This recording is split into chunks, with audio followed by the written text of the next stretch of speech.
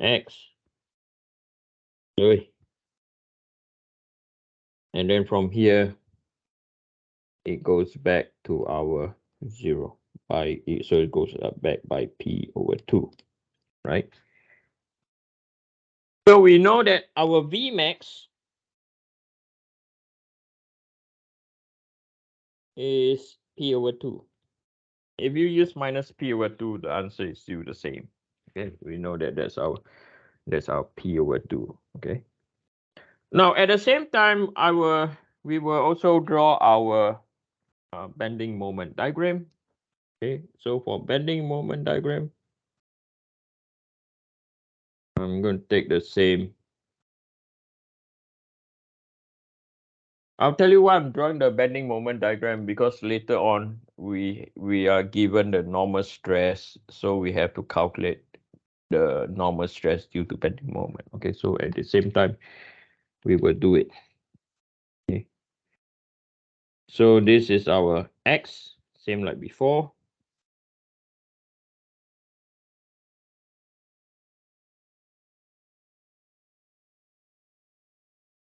Okay, so this is our X.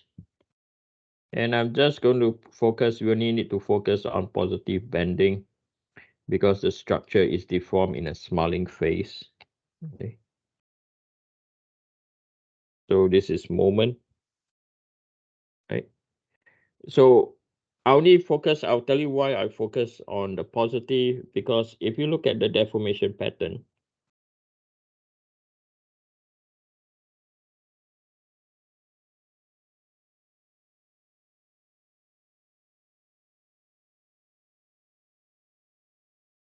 okay, if we were to look at our deformation pattern, right?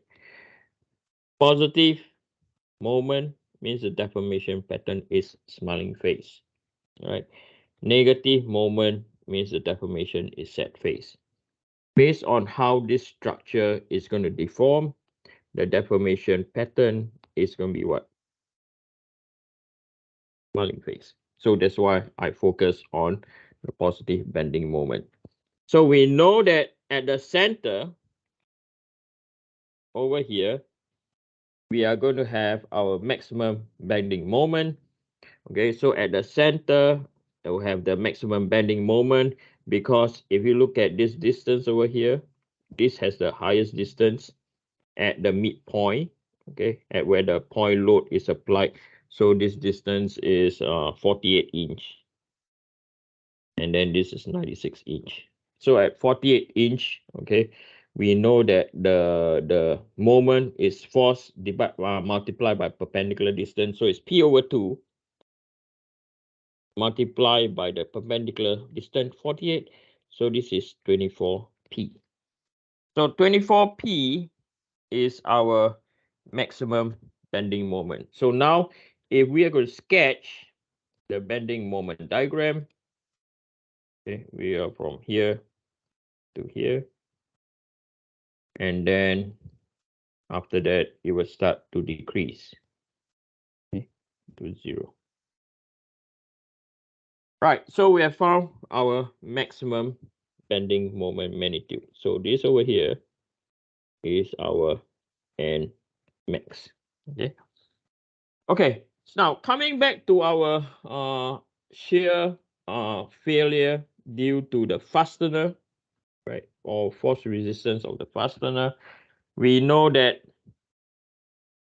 the Q, which we have calculated, is equal to what? Is equal to what was it? We calculate our Q is equal to 200. Yeah, 200. And this is equal to Vy over Izz QZ. So our Vy, we know that is equal to P/2. Our QZ we have calculated earlier is 168. And our Izz, which is given, okay, by right in this question was not given, but I don't want to waste time on it, is 2902. Okay. So now we calculate P is equal to 200 multiplied by 2902, right, times 2, and then the whole thing divided by 168. So this will be equal to 200 times 2, 2902 divided by 168 is equal to 6910. Sorry, yeah, it's 6910 pound force. Okay. So if we apply this force, okay, and if we apply greater than this force, the fastener will start to fail. I repeat again, the fastener will start to fail. Okay, right. So that is mode 1 of failure. Okay, so the next thing that we want to look at is mode 2 failure. Okay, mode 2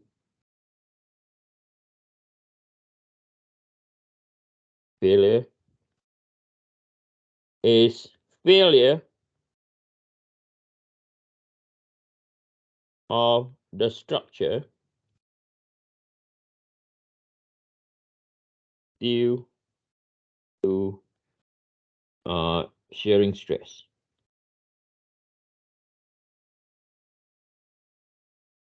Okay, due to shearing stress. So now, if I were to get back the diagram over here,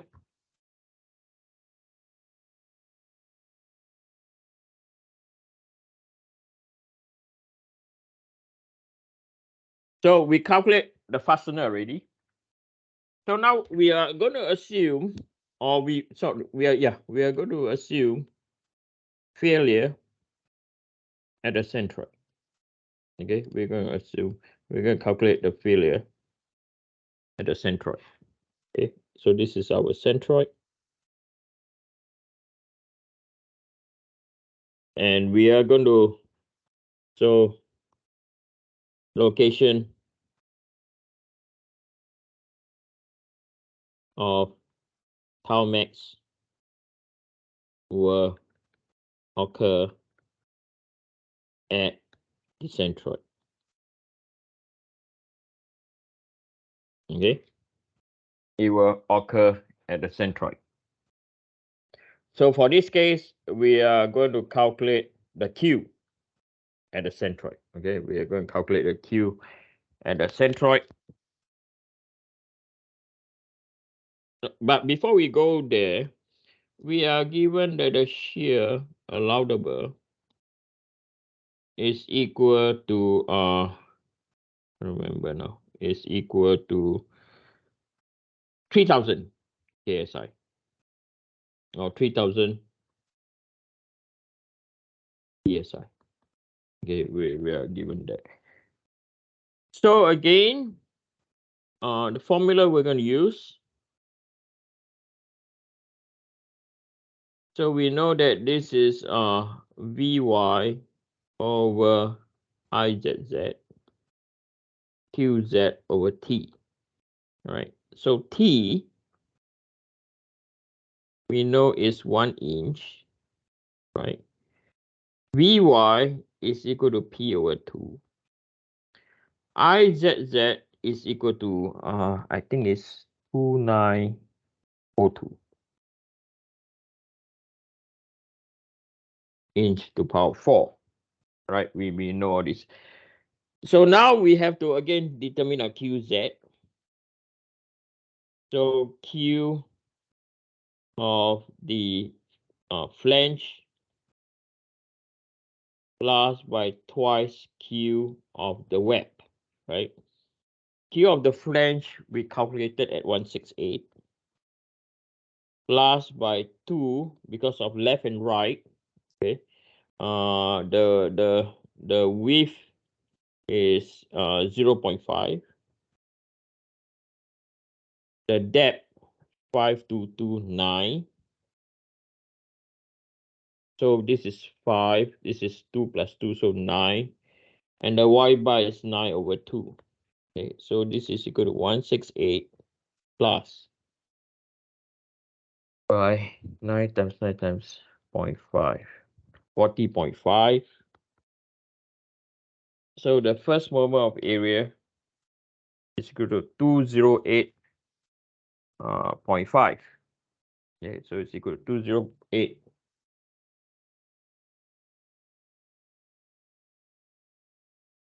So from here, we can calculate our P. Okay, so 3 times 10 to the power 3. So this is equal to Vy, which is P over 2. Our first moment of area, 208.5, divided by our IZZ, 2902.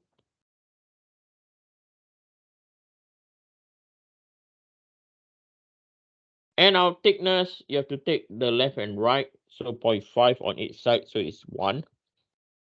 So now P will be equal to 3 times 10 to the power 3, multiplied by 2902, multiplied by 2, divided by 208.5. Okay. Is it not supposed to be 5 for the depth? Because the whole thing is 10.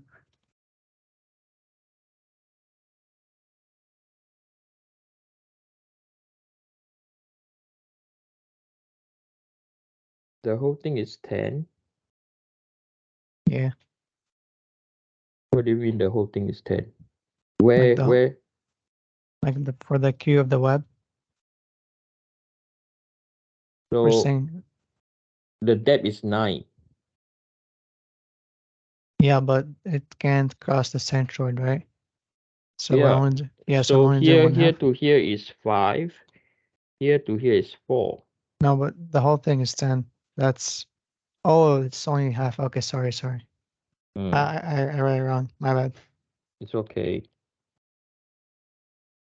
So this is 83.51 or 8351 pound of force, right?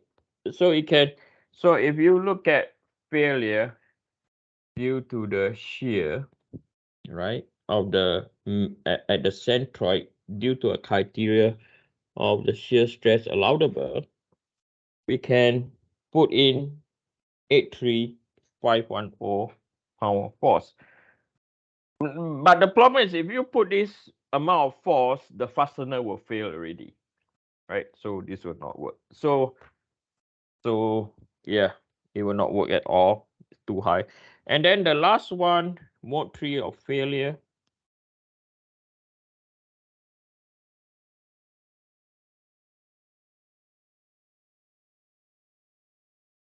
Or mode 3 or failure mode number 3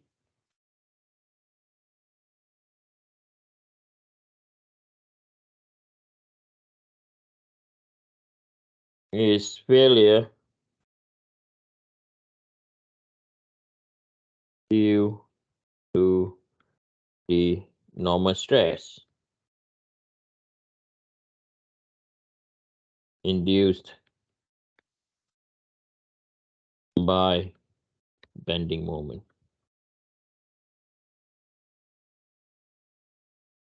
Okay.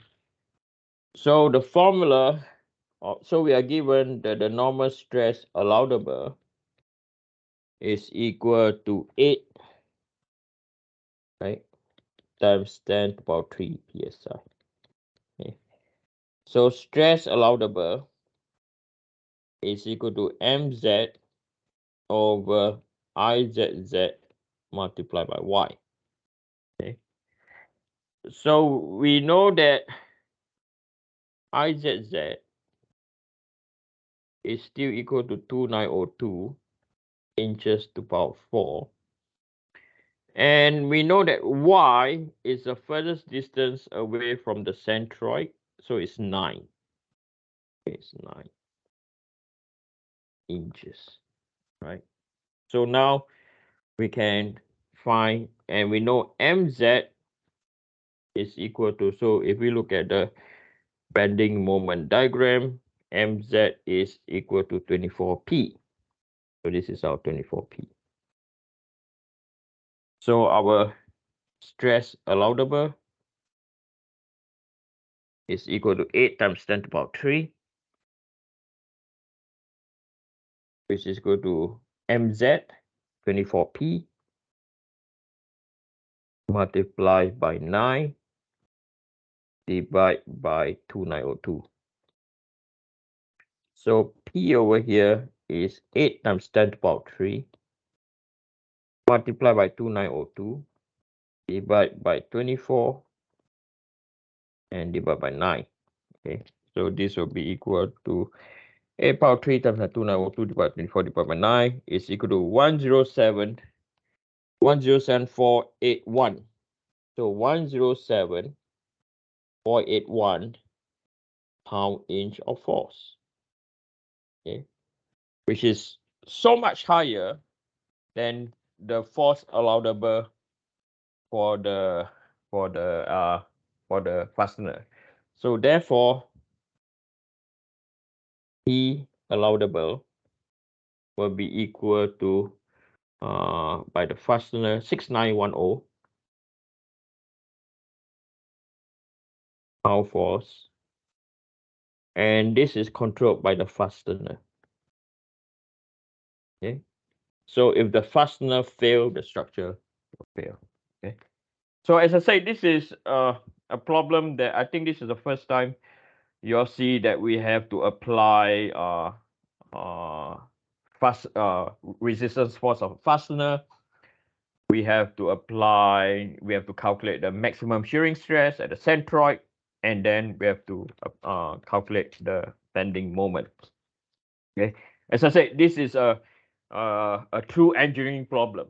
Okay, right. So what I propose now we take a 5 minutes break. We come back at 8:11. Okay.